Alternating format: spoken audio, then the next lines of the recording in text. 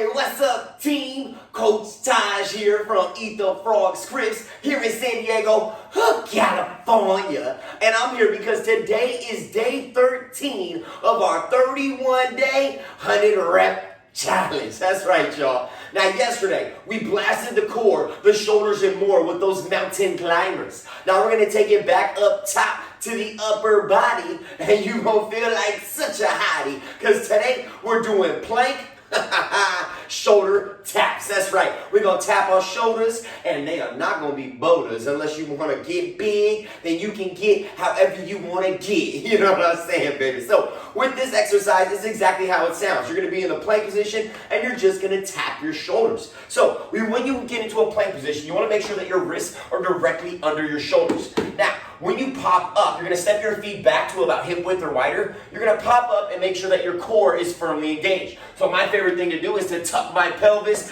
drive my belly button into my spine, and feel more than fine. Make sure you have no pressure in the lower back, and make sure that your lower body is not sinking or popped up like a teepee.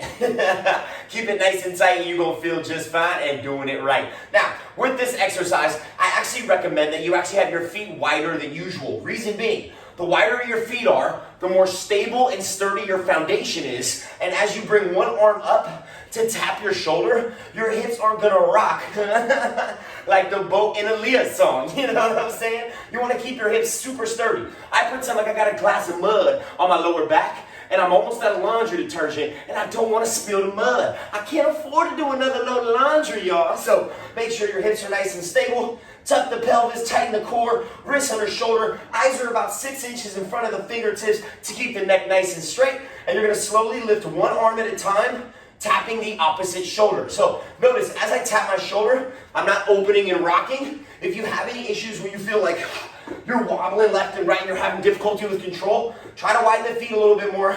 Tuck the pelvis, tighten the belly, really drive that belly button into that spine, and slow it down. Now, if you're still having difficulty from here, option number one, you'll just drop to your knees. Now, when you come to your knees, you don't want to once again end up with your butt super high to the sky.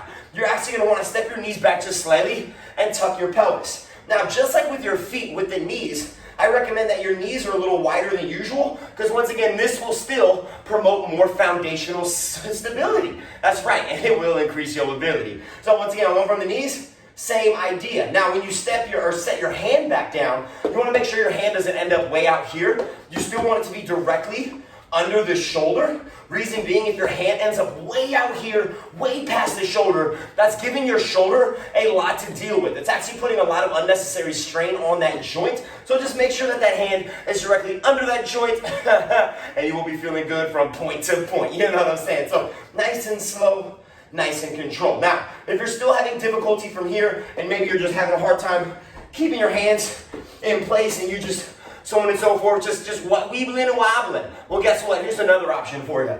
You can bring your hands to an elevated surface, like a couch, a desk, a coffee table, or maybe even a chair. Hey, just go from there. So you're going to bring your wrists, once again, directly under your shoulders. Start by popping up those feet. Once again, nice, wide, sturdy stance. Tuck the pelvis. Make sure the back is nice and straight, abs are engaged, and slowly setting it down. Once again, you don't want to end up way out here. You still want to make sure your wrists are under your shoulders. Now, from the kneeling position, that's another option with your hands elevated. That will make this even easier.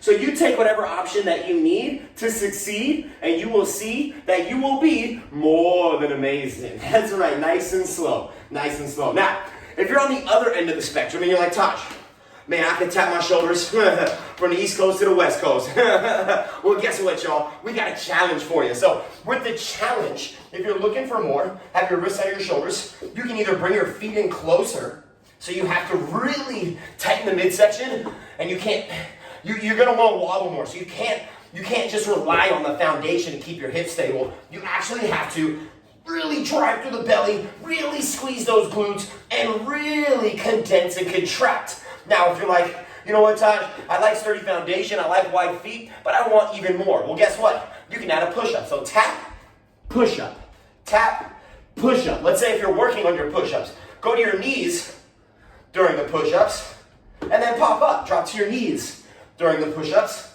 and then pop up. Now, if you're like, Taj, I want more push-ups, but I also want some more core and, maybe a little bit of cardiovascular, a little bit of extra endurance work. Well, you can add a plank jack in there as well. So you could tap, push up, tap, push up, or you could just tap and plank jack.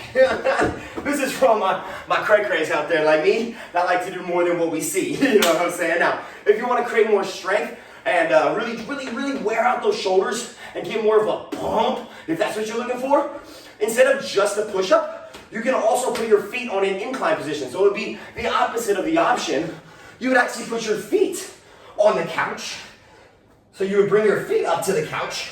You would have your feet, so you're at an incline position with your feet, and you're just tapping your shoulders from there, putting more weight into those shoulders. You can also do a push-up with those feet elevated. You can even add a plyo push-up. Whatever you want to do, any type of push-up variation, any type of foot positioning or hand placement, but the biggest key components that I cannot stress enough is you gotta make sure your core is tight. You gotta make sure that your joints are stacked. Your shoulders should always be above your wrist. Your eyes should always be about 6 inches in front of your fingertips to protect that neck and that cervical spine, because we wanna make sure that that backside is gonna last us a lifetime, you know what I'm saying? And make sure that those feet are nice and wide, and tuck that belly. I'm telling you, tuck it, tuck it, tuck it. I'm telling you, over-exaggerate, tuck it, suck it, squeeze, and succeed. Well, there you go, plank shoulder taps. It's day 13. You're going to feel like a king or a queen when you're done with these, team. So go get yours. I'm about to get mine. And when we get done, we're going to feel more than fine. Let's get it, y'all.